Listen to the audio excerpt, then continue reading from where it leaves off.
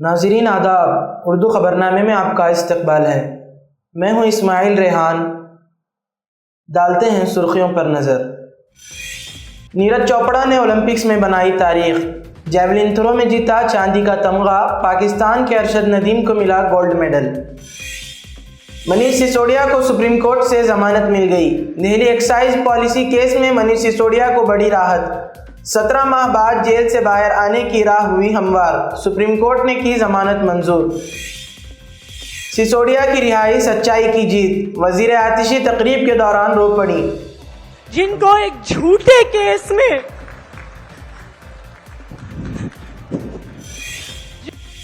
حیدرآباد میں گھر گھر سروے کا آغاز، جائیدادوں کی تفصیلات حاصل کی جائے گی، کسی کو خدشات اور شبہات میں مبتلا ہونے کی ضرورت نہیں، کمشنر GHMC کی شہریوں سے اپیل۔ ریلوے پیپر لیک معاملے میں CBI کے 11 مقامات پر دھاوے، 50 تا 60 امیدواروں کو پہلے دیا گیا پیپر۔ اب خبریں تفصیل سے۔ ہندوستان کے اسٹار جیولن پھینکنے والے نیرج چوپڑا نے پیرس اولمپکس میں لگاتار دوسری بار تمغہ جیت کر تاریخ رقم کی۔ 2020 ٹوکیو اولمپکس گولڈ میڈلسٹ نے اپنی بہترین کارکردگی کے ساتھ چاندی کا تمغہ جیتا۔ وہ ایسا کرنے والے آزاد ہندوستان کے پہلے ایتھلیٹ بن گئے۔ پاکستان کے ارشد ندیم نے گولڈ میڈل جیتا، انہوں نے اولمپک میں ریکارڈ بنایا۔ نیرج چوپڑا کو صدر جمہوریہ، وزیر اعظم اور دیگر کئی اہم شخصیات نے مبارکباد دی۔ وزیر اعظم نریندر مودی نے چاندی کا تمغہ جیتنے پر نیرج چوپڑا کو مبارکباد دیتے ہوئے ایک پوسٹ کیا ہے۔ وزیر اعظم نے لکھا، نیرج چوپڑا ایک بہترین شخصیت ہیں۔ نیرج نے اپنی صلاحیتوں کا بار بار مظاہرہ کیا ہے۔ نیرج کی ایک اور اولمپک کامیابی سے ہندوستانی خوش ہیں۔ میں اسے چاندی کا تمغہ جیتنے کے لیے نیک تمناؤں کا اظہار کرتا ہوں۔ مودی نے لکھا ہے کہ نیرج آنے والے لاتعداد کھلاڑیوں کو ان کے خوابوں کو پورا کرنے اور ملک کا سر فخر سے بلند کرنے کی ترغیب دیتے رہیں گے۔ اپوزیشن لیڈر راہل گاندھی نے بھی نیرج چوپڑا کو مبارکباد دی۔ انہوں نے ٹویٹ میں لکھا، نیرج آپ ایک بہترین کھلاڑی ہیں، پورے پیرس اولمپکس میں آپ کی شاندار کارکردگی کے بعد چاندی کا تمغہ جیتنے پر آپ کو مبارک ہو۔ راہل گاندھی نے لکھا، آپ نے ایک بار پھر ہندوستان کا سر فخر سے بلند کیا ہے۔ اتر پردیش کے سابق وزیر اعلیٰ اکھلیش یادو نے سوشل میڈیا پر لکھا ہے کہ نیرج چوپڑا کے ساتھ تمام سچے کھیلوں سے محبت کرنے والوں کو ملک کی عزت بڑھانے کے لیے چاندی کا تمغہ جیتنے پر مبارکباد۔ منیش سسوڈیا کو سپریم کورٹ سے ضمانت مل گئی۔ سپریم کورٹ نے جمعہ کو دہلی کے سابق نائب وزیر اعلیٰ منیش سسوڈیا کو ضمانت دے دی۔ سپریم کورٹ نے سسوڈیا کو اپنا پاسپورٹ حوالے کرنے اور 10 لاکھ روپے کا بانڈ جمع کرنے کی ہدایت دی۔ اس سے پہلے منیش سسوڈیا کی ضمانت کی درخواستیں ٹرائل کورٹ، ہائی کورٹ اور سپریم کورٹ میں کئی بار مسترد ہو چکی ہیں۔ سسوڈیا کو CBI نے گزشتہ سال 26 فروری کو اور پھر انفورسمنٹ ڈائریکٹریٹ نے 9 مارچ کو گرفتار کیا تھا۔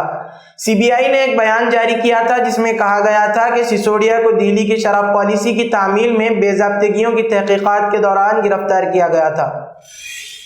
آپ قائدین نے سسوڈیا کی رہائی کو سچائی کی جیت سے تعبیر کیا۔ دہلی کی وزیر آتشی نے ایک اسکول میں خطاب کرتے ہوئے کیمرے کے سامنے رو پڑی۔ انہوں نے کہا کہ آج سچ کی جیت ہوئی ہے، دہلی کے طلباء کی جیت ہوئی ہے۔ سسوڈیا کو جیل میں اس لیے ڈالا گیا تھا کہ انہوں نے غریب بچوں کو اچھی تعلیم دی تھی۔ جن کو ایک جھوٹے کیس میں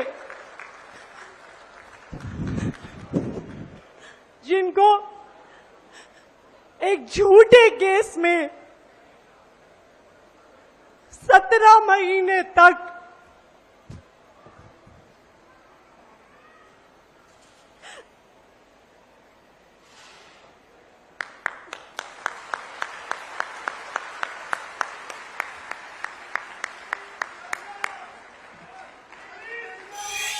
وزیر اعظم نریندر مودی نے نوبل انعام یافتہ پروفیسر محمد یونس کے لیے نیک خواہشات کا اظہار کیا، جنہوں نے بنگلہ دیش کی نگراں حکومت کے سربراہ کے طور پر حلف لیا۔ مودی نے بنگلہ دیش میں حالات تیزی سے معمول پر آنے کی امید ظاہر کی اور ملک میں ہندوؤں و دیگر اقلیتی برادریوں کی حفاظت و تحفظ پر زور دیا۔ مودی نے ٹویٹ کیا کہ محمد یونس کو ان کی نئی ذمہ داریاں سنبھالنے پر میری نیک خواہشات۔ ہم ہندوؤں اور دیگر تمام اقلیتی برادریوں کے تحفظ کو یقینی بناتے ہوئے حالات کے جلد معمول ہونے کی امید کرتے ہیں۔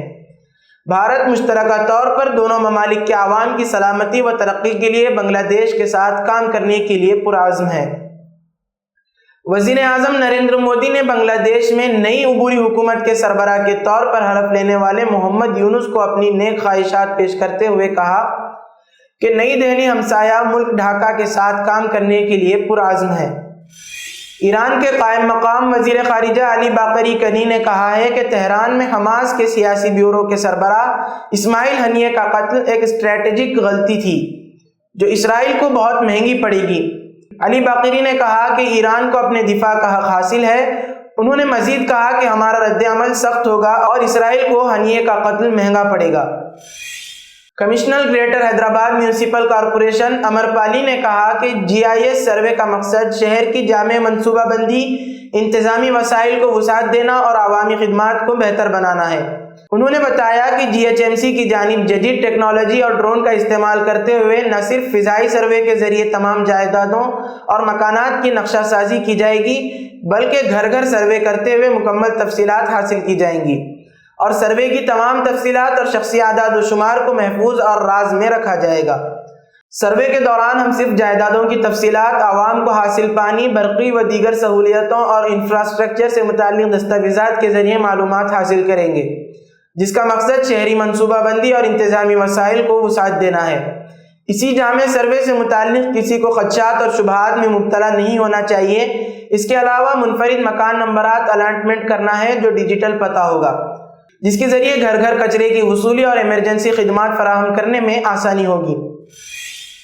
اسرائیل کی فورسز نے غزہ کی پٹی میں 2 اسکولوں اور مختلف مقامات میں فضائی کارروائی کے دوران 40 فلسطینیوں کو شہید کر دیا۔ فلسطینی وزارت صحت کے عہدیداروں نے بتایا کہ اسرائیل کی فوج نے غزہ بھر میں فضائی کارروائی کی اور کارروائیوں کا دائرہ کار وسیع کر دیا ہے۔ وزارت صحت کے عہدیداروں نے بتایا کہ اسرائیل نے فضائی کارروائی میں وسطی غزہ کے البریج کیمپ میں گھروں پر بمباری کی، جس کے نتیجے میں 15 افراد شہید ہوئے۔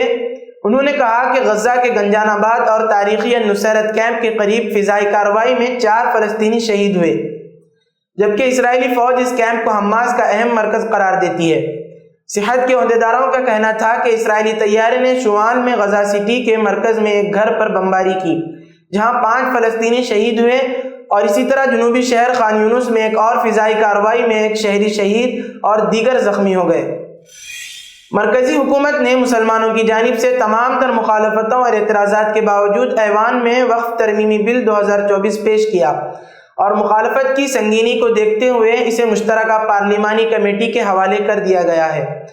اس دوران ترمیمی بل کے نقائص اور اس کے مضمرات پر ملی تنظیموں کی جانب سے تنقیدوں کا سلسلہ جاری ہے۔ جماعت اسلامی ہند نے بھی بل کی خامیوں کی نشاندہی کرتے ہوئے اسے ناقابل قبول قرار دیا ہے۔